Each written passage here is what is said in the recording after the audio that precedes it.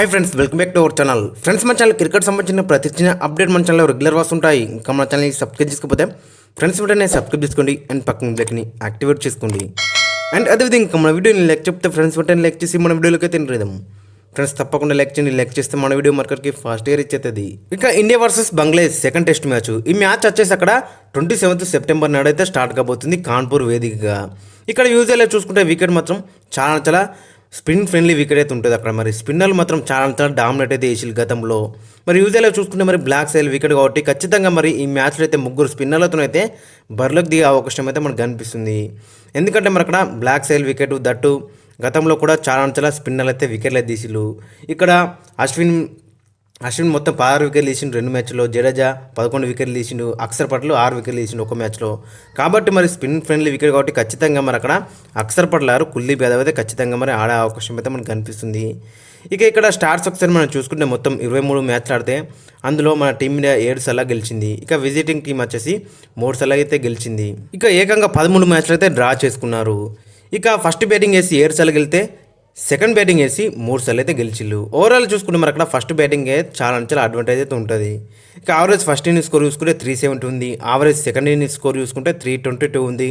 Average third innings score చూసుకుంటే 253 ఉంది. Average fourth innings score చూసుకుంటే 137 అవుతుంది. మరి క్లియర్గా నడుతుంది అక్కడ. మరి third day and fourth day రోజు మాత్రం చాలా స్పిన్నర్లకు మాత్రం టూ మచ్ హెల్ప్ అయితే ఉంటుంది. అండ్ బ్యాట్మెన్లకు మాత్రం చాలా డిఫికల్ట్ అయితే ఉంటుంది. ఇక ఓవరాల్ చూసుకుంటే మరి ఖచ్చితంగా అక్కడ మరి ముగ్గురు స్పిన్నర్లతో అయితే బరిలోకి దిగే అవకాశం అయితే మనకు కనిపిస్తుంది. ఆల్రెడీ అక్కడ రిపోర్ట్స్ కూడా వచ్చినాయి. అక్కడ మరి బ్లాక్ సైల్ వికెట్ ఖచ్చితంగా ముగ్గురు స్పిన్నర్లతో బరిలోకి దిగుతాను అక్కడ రిపోర్ట్స్ కూడా వచ్చినాయి. మరి ఖచ్చితంగా మరి అక్కడ ఒక ఫాస్ట్ బౌలర్ ప్లేస్లో ఒక స్పిన్నర్ అయితే తీసుకొచ్చే అవకాశం అయితే మనకు కనిపిస్తుంది. ఇక ఈ మ్యాచ్కి మరొకసారి కాంబినేషన్ ఒకసారి మనం చూసుకుంటే ఓపెనర్స్గా రోహిత్ శర్మతో పాటు యశస్వి జైస్వాల్ బరిలోకి దిగుతాడు. ఇక రోహిత్ శర్మ ఫస్ట్ మ్యాచ్లో 2 ఇన్నింగ్స్లో కూడా టూ మచ్ డిసప్పాయింట్ అయితే వేసిండు. ఫస్ట్ ఇన్నింగ్స్లో 6 కొట్టిండు 19 బాల్స్లో. ఇక సెకండ్ ఇన్నింగ్స్లో 5 కొట్టిండు 7 బాల్స్లో. 2 ఇన్నింగ్స్లో కూడా చాలా డిసప్పాయింట్ అయితే వేసిండు. ఖచ్చితంగా మరి ఈ మ్యాచ్లో ఒక మంచి కంబ్యాక్ చేస్తే మాత్రం చాలా బెటర్ అయితే ఉంటుంది. ఇతని దగ్గర నుంచి ఒక మనం 100 అయితే ఎక్స్పెక్ట్ అవుతున్నాం. మరి చూడాలి మరి ఏ విధంగా రియాక్ట్ అవుతారు అనేది మనకి చాలా ఇంట్రెస్టింగ్ అయితే ఉంది. ఖచ్చితంగా మరి ఒక సెంచరీ రాస్తే మాత్రం చాలా బెటర్ అయితే ఉంటుంది.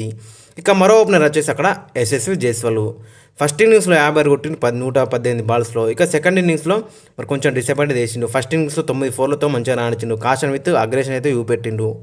మరి సెకండ్ ఇన్నింగ్స్లో మాత్రం స్టార్స్ దొరికినప్పుడు కూడా దాన్ని అయితే పెద్ద కింద అయితే కన్వర్ట్ చేయలేకపోయిండు. మరి చూడాలి మరి ఈ మ్యాచ్లో కూడా ఇతని దగ్గర నుంచి కూడా మరో 50 or 100 అయితే ఖచ్చితంగా అని చెప్పుకోవచ్చు. ఎందుకంటే మరి ప్రతి మ్యాచ్లో కూడా 50 లేదా 100 అయితే చేస్తూ వస్తున్నాడు గత మ్యాచ్లో అయితే యశస్వి జైస్వాల్. ఈ మ్యాచ్లో కూడా 50 లేదా 100 అయితే మనం ఎక్స్పెక్ట్ అవుతున్నాం. ఇక నెంబర్ 3 శుభ్మన్ గిల్ ఫస్ట్ ఇన్నింగ్స్లో డక్అవుట్ అయినా కానీ సెకండ్ ఇన్నింగ్స్లో మాత్రం మంచి కంబ్యాక్ అయితే చేసిందని చెప్పుకోవచ్చు. లాస్ట్ మ్యాచ్లో 119 కొట్టిండు 176 బాల్స్లో 10 4లు 4 6లు 67 స్ట్రైక్ రేట్తో కాషన్ విత్ అగ్రెషన్ అయితే మనకు కనబడ్డది.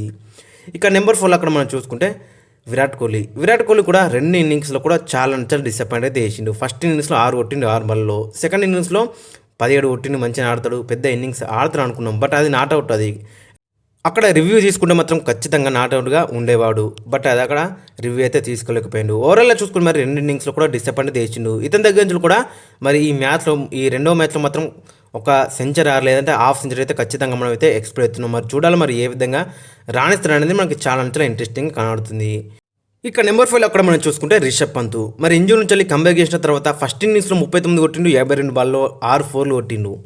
ఇక తర్వాత సెకండ్ ఇన్నింగ్స్లో మాత్రం సెంచరీ కొట్టిండు 109 కొట్టిండు 128 బాల్లో 13 4లు 4 6లు అక్కడ 85 స్ట్రైక్ రేట్తోని. ఈఎల్ రేపు అది ఓడిఎల్లో కూడా సరిపోతుంది. అలాంటి ఇన్నింగ్స్ అయితే ఆడిందని చెప్పుకోవచ్చు. మరి ఇంజూరీ నుంచి వచ్చిన తర్వాత ఫస్ట్ మ్యాచ్లోనే మరి ఇతని మార్క్ అయితే మనకైతే కనబడ్డది. మరి ఈ మ్యాచ్లో కూడా అదే కంటిన్యూ చేస్తే మాత్రం చాలా బెటర్ అయితే ఉంటుంది. ఇక నెంబర్ 6లో కేఎల్ రాహుల్ కూడా ఫస్ట్ ఇన్నింగ్స్లో మాత్రం చాలా డిసప్పాయింట్ చేసిండు. 52 బాల్లో 16 అయితే కొట్టిండు. మరి చాలా స్లో అయితే మనకు కనబడ్డది. బట్ దాన్ని అయితే పెద్ద ఇన్నింగ్స్ కింద అయితే కనబడలేకపోయిండు. ఒక 4 మాత్రం కొట్టిండు 30 స్ట్రైక్ రేట్తో. ఇక సెకండ్ ఇన్నింగ్స్లో మాత్రం మంచిగా రానిచ్చిన చెప్పుకోవచ్చు. 19 బాల్లో 22 అయితే కొట్టిండు. మంచి 4 4లు అయితే కొట్టిండు. మంచి అగ్రెషన్ అయితే కనబడ్డది మనకి. చూడాలి మరి ఈ మ్యాచ్లో ఒక పెద్ద ఇన్నింగ్స్ అంతా కూడా చాలా బెటర్ అయితే ఉంటుంది. ఇక నెంబర్ 7లో Ravindra Jadeja with the bat with the ball 2 డిపార్ట్మెంట్లో కూడా మరి ఆల్రౌండర్ ప్రదర్శన అయితే మనకు కనబడ్డది ఫస్ట్ మ్యాచ్లో. మరి అదే ఫామ్ను ఈ మ్యాచ్లో కూడా కనబడితే మాత్రం చాలా బెటర్ అయితే ఉంటుంది. దట్టు ఈ వెన్యూలో మాత్రం రవీంద్ర జడేజాకి మంచి రికార్డు ఉంది with the bat and with the ball. బ్యాట్తో 142 రన్స్ ఉన్నాయి ఈ వెన్యూలో. అండ్ బౌలింగ్లో అక్కడ 11 వికెట్లు అయితే ఉన్నాయి. ఖచ్చితంగా మరి ఈ మ్యాచ్లో కూడా అదే కంటిన్యూ చేస్తే మాత్రం చాలా చాలా బెటర్ అయితే ఉంటుంది. లాస్ట్ మ్యాచ్లో కూడా అక్కడ మనం చూసినాక ఫస్ట్ ఇన్నింగ్స్లో మరి ఏ విధంగా రాణించిండు అక్కడ 86 అయితే కొట్టిండు. ఇక బాల్తో అక్కడ మనం చూసుకుంటే 2 ఇన్నింగ్స్లో కలిపి అక్కడ 4 వికెట్లే తీసుకున్నాడు.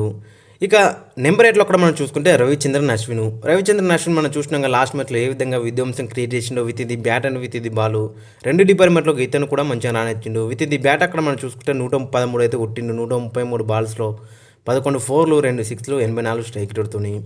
ఇక ఫస్ట్ ఇన్నింగ్స్లో వికెట్ రాకుండా కానీ సెకండ్ ఇన్నింగ్స్లో మాత్రం 6 వికెట్లు అయితే తీసుకున్నాడు ఏకంగా. కాబట్టి ఈ సెకండ్ మ్యాచ్లో కూడా అదే ఇంపాక్ట్ను క్రియేట్ చేస్తే మాత్రం చాలా చాలా బెటర్ అవుతుంటుంది. దట్టు ఈ వెన్యూలో కూడా ఇతనికైతే మంచి రికార్డు ఉందని చెప్పుకోవచ్చు. విత్ ఇది బాల్ అక్కడ మనం చూసుకుంటే 2 మ్యాచ్లో 16 వికెట్లే తీసిండు ఈ గ్రౌండ్లో. ఇక బ్యాటింగ్లో కూడా మరి 110 రన్స్ అయితే ఉన్నాయి. మరి ఓవరాల్ చూసుకుంటే 2 డిపార్ట్మెంట్లు కూడా మంచిగా రానిచ్చిండు. ఇక నెంబర్ 9 అక్కడ మనం చూసుకుంటే కుల్దీప్ యాదవ్ అక్షర్ పటేల్. ఒకవేళ ఇట బ్లాక్ సైల్ వికెట్ అయితే మాత్రం ఖచ్చితంగా స్పిన్నర్ వైపు వెళ్ళే అవకాశం అయితే మనకు కనిపిస్తుంది. ఫస్ట్ పీరియడ్ అయితే అక్కడ కుల్దీప్ యాదవ్కి ఇచ్చే అవకాశం అయితే మనకు కనిపిస్తుంది.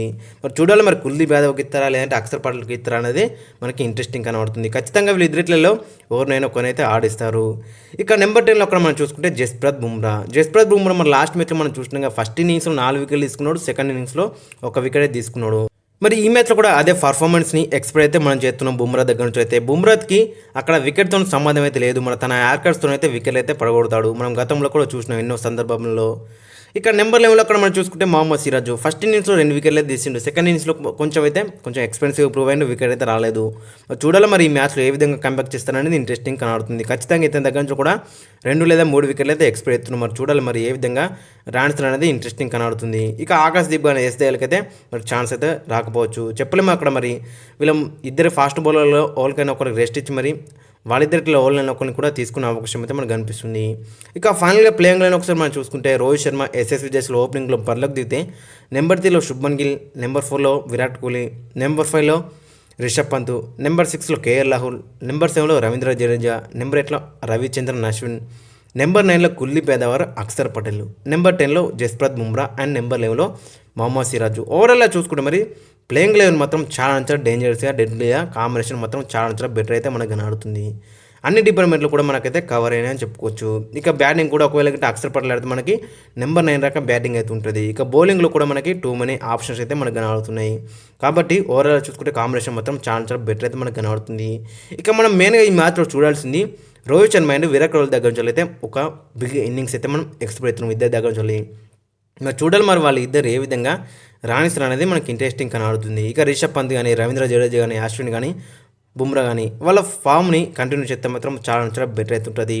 ఓవరాల్ చూసుకుంటే ఫ్రెండ్స్ ఇది అండ్ మీ యొక్క ప్లేయింగ్ లైన్ అండ్ మీ యొక్క ఒపీనియన్ అయితే కింద కామెంట్స్కి అయితే మెన్షన్ చేయండి.